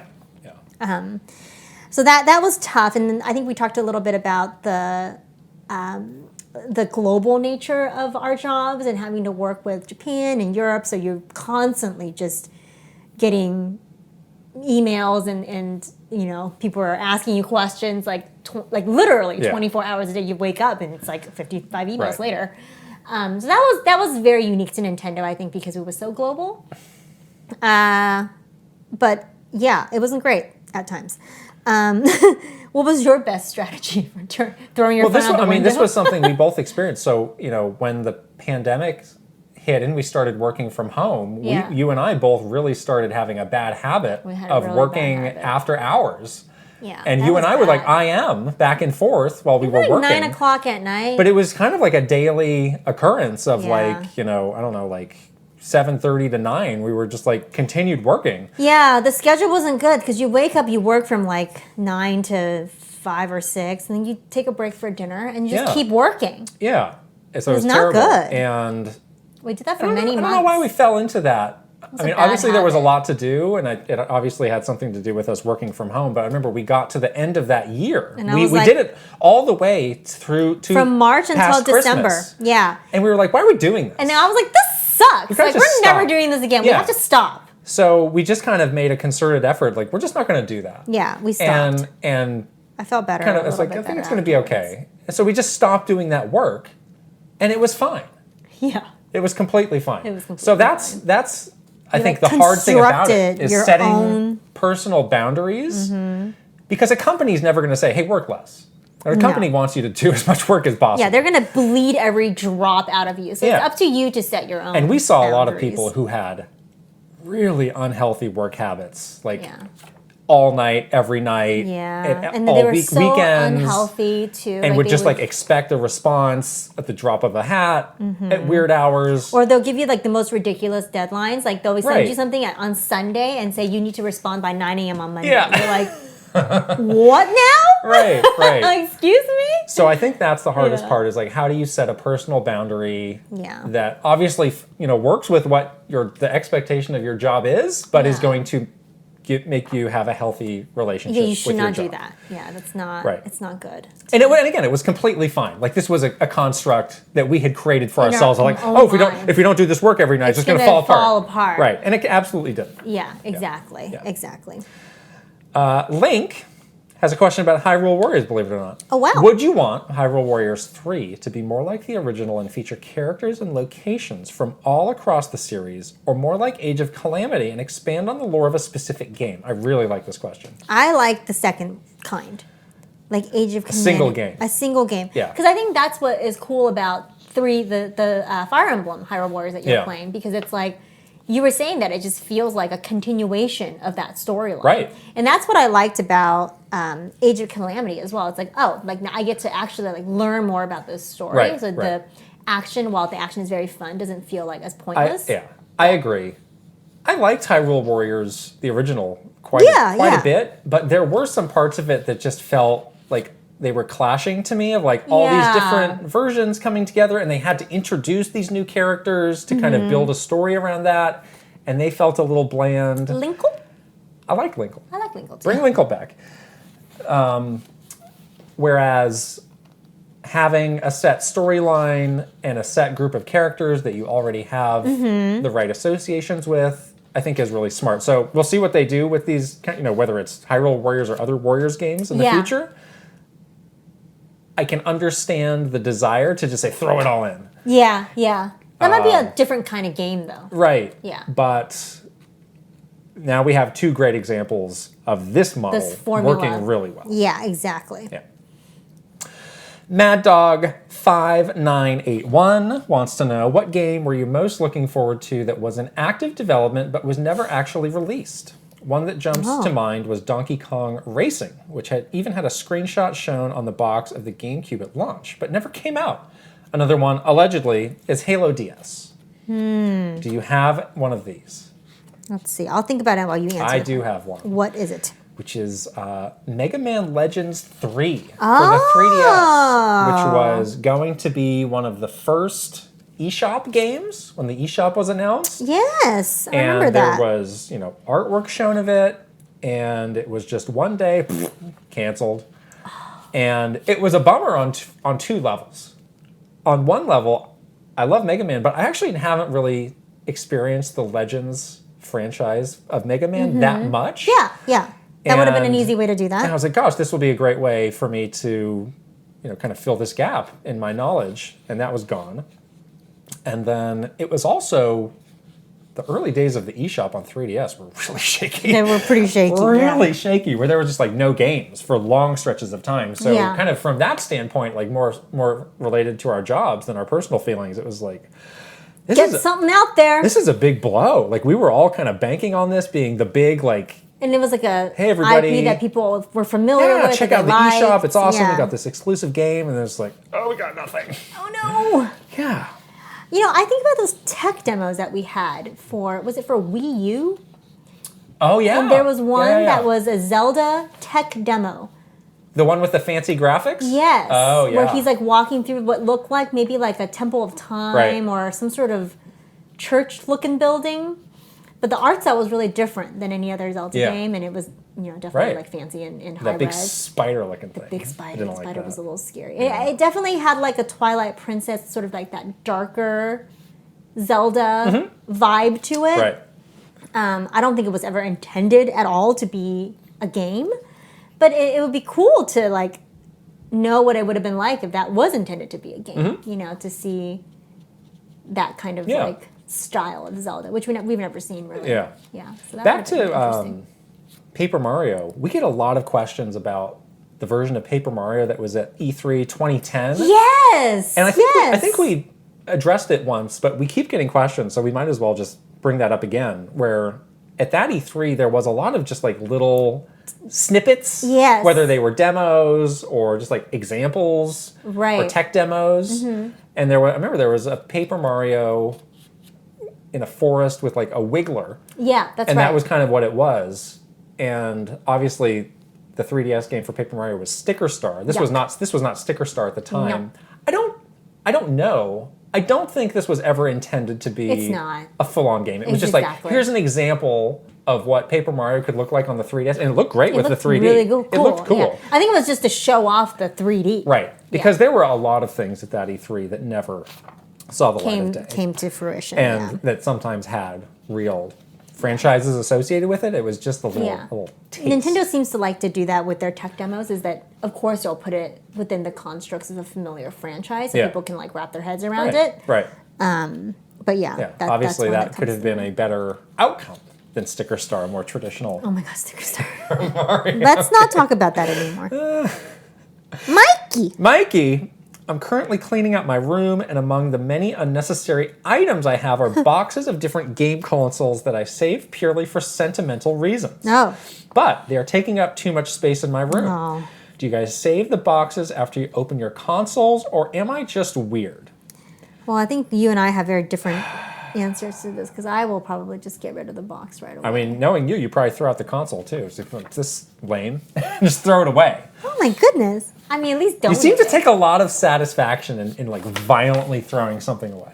It feels good though. It feels purgy, like you're purging. Great. I do not keep boxes. No. Sorry. You don't really have space for them, to be quite honest. I don't. I have started to be better with getting rid of boxes like this. I used to do this. Is there times where it's like, oh gosh, I wish I had this, I wish I had that? Those console boxes, though, are really big.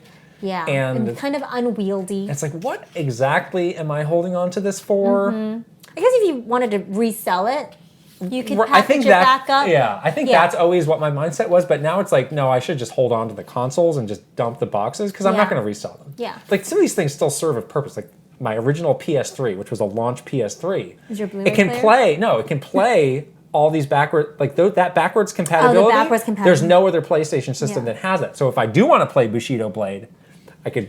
You have that system hooked up still? No, I could go to the trouble. But see, I haven't. That's the issue. Go to the trouble of doing it. You're not going to do it. But I could if I wanted to. But you're not gonna. One day when I reach my breaking point with this PlayStation Plus, and what are the consoles you have hooked up right now? So all the 3 current ones. You're going to get upset with me for saying this. Definitely. I'm looking at you right now. I want you to out yourself. Say it. The Wii you hooked up? I did hook that up, and the Wii, because when we did our Wii Sports video, I had to get all of those because we needed those. Yes, but I was like, I actually do have space a long time ago under the TV where if I wanted to play Wii Sports randomly, for some reason, if I just wanted to have that available, I could.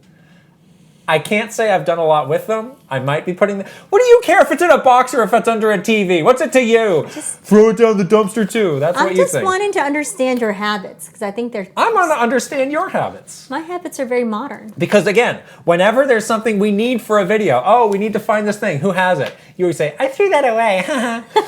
And you so gleefully say it. That's not what I said. Yeah, we can't do what we want to do because I threw it away. I've never said that. That's awful. I got these boxes, which you're accusing me of stacking. Stacking the deck of these boxes. Stacked it. I didn't accuse you of that today. You're accusing yourself of it. You had to bite your tongue because you knew it would set me off. Well, guess what? I'm set off now. Oh, no. Look what you've done, Mikey. How could you? Mikey. All right, moving on. Gotta move on. Piano Psychopath. Yes. Sometimes Japanese titles get very different names, like Triforce of the Gods instead of A Link to the Past, or Effie Windflower, Snow Moon instead of Three Houses. How involved was Nintendo of America in choosing the English titles? What about my favorite? Bravely Default, Flying Fairy. Or after you beat the game the first time, the new title. So we were not involved in this, but this was a job for the localization department. Yes. They would do all this. Yeah. So they were extremely involved. Yeah, they would do more than, they would localize obviously everything. Right. But yeah, they would look at a lot of different factors like cultural references or, how a U.S. audience would react to it and then choose the title that makes sense in our market, in the U.S. market. Yeah, I think Triforce of the Gods would not have done as well. You always wonder how, if you approach the developer, it's like, I don't think this title you chose for Japan's going to work for us. Were they ever annoyed at that? So. Or they have to no, this is my vision, you need to keep it. I don't know. We never really learned about that. Yeah, I don't think they would. I think they would just understand. Because with the localization team did the same thing with the dialogue and the storyline in the games too. So it's kind of like a package deal. You are localizing this not just for language, but also for culture. Right. So I think that was an understanding that everyone had. So, yeah. All right. Controversial question here from Riven. Who takes your photos, both as individuals and as a pair? Why is it controversial? There are just strong feelings about this question. That you have? No, we both have. Oh, yeah. What are my strong feelings? We take our either it's one or the other, or we take it ourselves and use a remote. Oh, I absolutely cannot have anyone take my picture. The trust of having somebody else take a picture is not there. No, it's 0% for other. It always looks awful. I'm like, how can you possibly take a photo that's this bad of me? Right. It seems like an easy enough thing to do. Take a good-looking picture. But we take pictures of each other and we're good. But we know how to do it. Oh, that's true. we know what is needed. Yeah, I'm like, why does this picture look like trash? Or it's way zoomed out and just a little here we go. Yes, and also why is my face so ugly? Well, not great. Yes. So yes, I'm definitely a remote tripod. Yeah, both have Apple Watch that has a built-in. You can just push a button and get 3 seconds to do your pose and click. That's how we take the thumbnail photos at home. Right. We take have various manners of tripods. Yes. Around the house. Me too. Yeah, we have a lot of tripods. Around the studio, around the house. A lot of tripods. Whatever you need. Yeah. We take it with us when we did our little photo shoot for the merch. Yeah. We literally just took the tripod and the remote and just did it all ourselves. Right. And those photos came out great. Yeah, exactly. Tech Magic has a question. Do you have any favorite Nintendo or general gaming content or gaming-related content creators to watch when you have a little spare time? Oh, yeah. I'm going to answer with a non-gaming content creator that I just enjoy. Which is? Truly one of the most strange and bizarrely fascinating things on YouTube is this guy.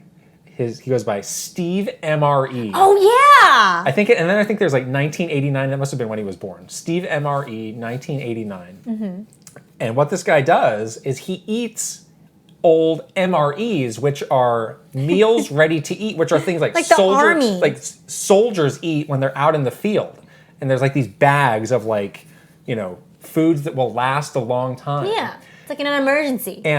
But the thing that's interesting about him is he's into vintage MREs. So he's like, well, I got this MRE that's like, this is, a British MRE from 1976. Let's check it out. And it's like, are you going to survive this? Yeah. Are you going to poison yourself eating like an MRE from however many years ago? He has done some that are really old. Like he's done some from like World War I, where he's like scraping like, it's like, oh buddy, don't do this. He's going to end up in the hospital. So there is a real stomach virus aspect of excitement to this, of like, danger. This could really go wrong for you. Yikes. He does have enough sense though to sometimes be like, I'm not eating that. Yeah. I've watched some of those videos because of your recommendations. Right. It's very fascinating. But it's a very just like interesting angle into history. Yes. Where it's like, oh, okay, well this was this so-and-so war and this was what was going on and this was what people like to eat and like why was this item included? What did they think the benefit of this item was? But he also has just this like childlike wonder about these things. Yeah. Where it's like, wow, I can't believe, this is incredible. And he thinks the stuff tastes great too. Yeah. I'm sure it does. I don't think it tastes good at all. I'm sure it does. Probably Every now and then. It's like salt. Every now and then I see something where it's like, I'd taste a bite of that. But usually it's like, no thanks. I couldn't cut it out there for a number of reasons. Throw up or something, yeah. I really like The Gaming Historian. Oh, yeah. He's one of my favorites. Norm, yes. He's the best. He's so nice, too. And, of course, I also watch a lot of videos still from, the all of the creators that we used to work with very closely at Nintendo. I still watch all of their videos, and I love it. But I will also give a non-gaming one, too, which is a recent discovery, which is this guy called Max Miller. And he has a channel called Tasting History. Yes, I've started watching this, too. Yeah, and it's very interesting. He will cook an old vintage recipe, trying to use the actual ingredients, and then we'll give you a little bit of history, historical context around that recipe. So he did this whole series on the Titanic, which was really cool, and he did like food from the 3rd class all the way up to the 1st class. He made like this Jello mold dessert thing that looked really interesting, and then he would like tell you about the Titanic and the history around that. So I have been watching a lot of those videos and thinking about, should I make a vintage recipe? Seems like it would be. How vintage are we talking? I don't know. What would you make? I don't know. Well, that's where you need to start. I did watch one that was kind of cool. It was like one about like the first style of noodles they ever made in Japan. Oh, wow. Like Edo style noodles. Oh. And that recipe actually looked pretty doable. Yeah. And the noodles looked really good, actually. Okay. So maybe that. I do like that sometimes he's like, this actually isn't that good. Yeah, sometimes he's like, this texture is awful. Right. Like he's very honest with his opinions. Yeah. I also watched the other one. He made like cucumber ice cream. Oh. And where was that originally from? A Victorian, old like English Victorian recipe. And that looked like it could be tied into your corset so you can enjoy some delicious cucumber ice cream. Sounds he like a good time. It was actually like surprisingly delicious. Really? Because he was like, I was expecting this to taste like gross and like watery and but it was like really creamy and like really refreshing and tastes like ice cream that you would want to eat, like not a palate cleanser, just like actual ice cream. Gotta get on that tonight. All right. Yeah. Our final question is from VGM Life. Question. I hate to bring up hardware revisions so close to the Switch Pro rumors that cause such a tizzy. The tizzy! Well, these exist and that doesn't. So that's the difference. But I'm wondering, what are your favorite hardware revision? Mine is the GBA Micro because it was so extremely portable. I also remember thinking the DS Lite was aesthetically striking when it came out. GBA Micro is unconventional. It is. It's kind of one still. Kind of a love it or hate it. You need a tiny hand. It's quite small. Reggie, not a fan. Reggie, not a fan. Not a fan Krysta, at all. a fan though. Tiny little baby hands, remember? I did take that onto like an airplane a few times, and I was like, "This is cool." Yeah, it's so easy to stick in your pocket. I didn't mind it. Yeah, I liked. Contrary to your DS Lite, I actually liked the XL. Oh yeah. I thought that was very even though it didn't really look as fun as the DS Lite with the face plates and all that stuff. Yeah. I kind of liked the sophisticated look of the XL. Remember they had that clear coat on top. The colors were very mature. It was like burgundy. Yeah. Well, in Japan, it had like older people in the ads too. It was very clearly for like it's like you can't see, so you need a bigger. You're old for boomers. I don't know. I liked it, and I remember reading like an Iwata Ask. We were like that clear coating. We wanted to look like a water drop. Really nice. Yeah. And like the testing that we had to do to make it like stick to the DS. Was really hard. Like the guy had to like fly to China for like 4 months to figure it out or something like that. It was like crazy. But yeah, I really like that revision. I think I used my my XL for a long time, like a really long time. The DS and 3DS XL, just like incredible how much bigger those screens are. Yeah, it like kind of blew your mind. It's You're like, really like significant. Makes a big difference. It does. Yeah. It really did. Yeah. It like made it feel like it was worth it. Yeah, but didn't feel so big. It was like, oh, I can't. This is not portable. Yeah. Like I couldn't go back. Like, why were people so obsessed with smallness for so long on this kind of portable tech? And now it's like, oh, everybody has a giant iPhone, or like a Switch. Yeah, Switch is. I mean, like 15 years ago, people Steam Deck. Oh, you can never. That's not portable. You could never do that. Yeah. It's like, well, you're just putting it in a bag anyway. It's like I'm not little Jimmy stuffing it in my overalls. The pockets. Writing down with like a baseball card in the spokes of my wheels or something. Like, what do you think we're doing here? Jimmy has a backpack. He's fine. Yeah, no, even Jimmy's got a backpack. Well, the classic one is original DS to DS Lite. That was a way different form factor. It's like, what were you thinking? This was not ready. I still bought it. I mean, of course I bought it. It was cool. But it was a little angular. It was clunky and chunky. It was very chunky. It was a chonky boy. Chonky. I'm going to say DSi. DSi looked like a hospital gown. Well, the blue one. I did not like that. That was a bad... Really ugly. Poor choice of color. And the texture was so uncomfortable. That matte texture. It made me skin crawl. Like, I did not like that. Yeah, but it did... I mean, it did introduce a lot of new stuff, like the camera. The sound. The kind of prototype. Who listened to the sound? Prototype eShop. I wouldn't say it was like my favorite, like physically wasn't my favorite vision, but it did introduce a lot of things that were to come in different forms in the future. All right. So, I mean, it seems like it's going to be some... I mean, the other obvious one is like Game Boy Advance SP. Oh, yeah, Game Boy Advance where original GBA was, again, kind of like this Game Boy where it's like, I can't see this, I need 10 worm lights. and all of a sudden, it was this, super handy fold-up thing. So Yeah. Then we found that box that you had. I'm trying to have a non-obvious answer here. So I'll say DSi. Ew. Good times with that. Okay. Ew? Yeah. Ew. Ew? I'm a little illed out by the DSi. Oh my gosh. No offense. What if we got a DS Micro? That could have been fun.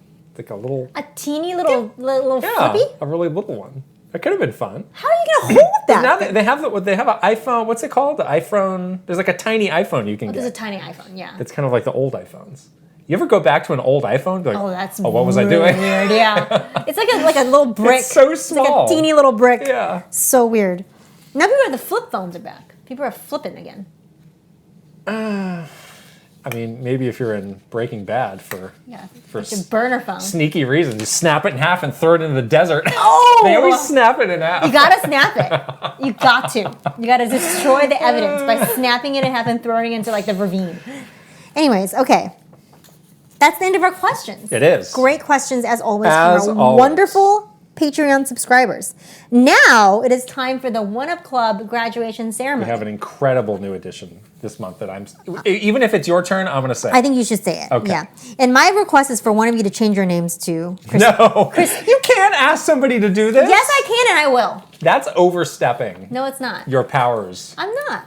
As whatever, if you could please, whatever you are. If you are a Krystopian, if you could please change your name, that would be wonderful. Let's begin here. Okay. We'll get to it. Here we go. A. Ron Burgundy. Aaron Hatch. Adam Edwards. Ajan Malari. Ale Alejandro. Alexandra Pratt. Amaris. Andre NYH. Angela Bycroft. Bagel. Ben Eckhorn. Bettina Tsang. Brad SF56. Candace Roper. Kat Laurie. Christopher Lay. Cozy Tar. Captain Alex. Daniel Valencia. Dachshund. Doodoo Face. Douglas Chomix. Ducatista. Dino Punch. Eigenverse. Elite Peach. Esparts 50. Ezrato. Furbound. Gar. Garrett Hullfish. Handsome Warrior. Ian Chia. Israel or Izzy. Jay Rando. Jackie Z. Jason E. JK99. JBJ. Jeff Yoakum. Jeffrey Hernandez. Jesse Hernandez. Jobert. John Responte. Jonathan Rowe. Jordan Collette. Jordan Hammerly. Joshua Clements. Juan. Juji Fruit. Just Camtro. Kai Commercia. Kawa 2796. Kevin Delane. Here we go. Drum rolls. Kitterati, dance with me. Are you gonna dance? Are you joking? Kitterati, dance with me. I love it. You better start dancing. Oh my God. K Man TV. Kyle Kretzer. Kyle LaBeouf. Kyler Nelson. Lego My Froggo. Link. Lit. Lucamania. Lucas Pico. Luis. Malferink. Mamu. Marcelo. Marky Man 64. Maru Mayhem. Matthew Rewald. Megan. Mega Z 23. Michael Cravens. Michael J. File. Michael Mazer. Mike Chin. Mikey. Murph. My Tran. Nasir. Nodnarb. Oh Me Oh My. Panda Buns. Parker Anderson. Patreon user. Paul Gale Network. Piano Psychopath. PS Weed. Raver. Rad State of Mind. Rain Tech. Ray Chiron. Ryuji Utsuho Oku. RJ Kern. Rob Osborne. Rocks. Roy Eshke. Ryan Hayes 521. Ryanita. Sam Nealon.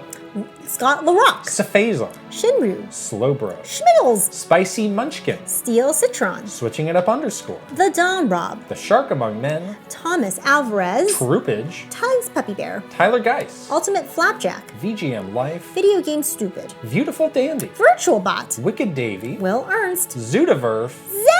Zen! Someone change your name. To what? Christopian? To Christopian Dance Sing With Me. Oh, Sing With Me. Change your name to Christopian Sing With Me. This is where like you sign up for your own Patreon with this name. I'm gonna antagonize you with questions from me. That'd be hilarious. That could be fun, actually. A fun like, trolling technique. We always need more of those. Yeah, I could troll you with like annoying questions, like, "Why do you smell so bad?" Oh no! How come you don't know how to dance? Why are you stacking boxes? Why did you lie about stacking the box? Why are you lying? You knew exactly about what was boxes? in there. Answer the question. Don't get me started. The question. One of these days, somebody's going to storm out of this room in the middle of a recording. What are you going to do? Connect it to the microphone. Rip it off. Rip it off. I've had enough of that. Like I'm not going to take it the anymore. Rob goes flying. Yeah. No. And somebody's going to have to awkwardly finish the show. Like we're doing right now. It hasn't happened. Brace yourself. It's going to be you. I don't know. You're going to get pushed to the edge by me. Pushed to the edge. King point. All right. We got to wrap it up here before someone really does storm out. Thank you so much for listening and watching. Don't forget to subscribe to our Patreon for many, many, many, many, many benefits. We're also adding the 2 new tiers. So stay tuned for what those are. It's going to be really fun. Patreon.com/Kit and Krysta. Support us. Keep the show going if you like it. Thank you. Follow us on social. We are Kit and Krysta on YouTube, Instagram, TikTok, and Twitter. And yeah, don't forget to subscribe, give this a thumbs up, leave a comment, do all the things. All right. Is that it? We arrived at the end. We have. Okay, we'll see you guys next week. Bye-bye. Bye.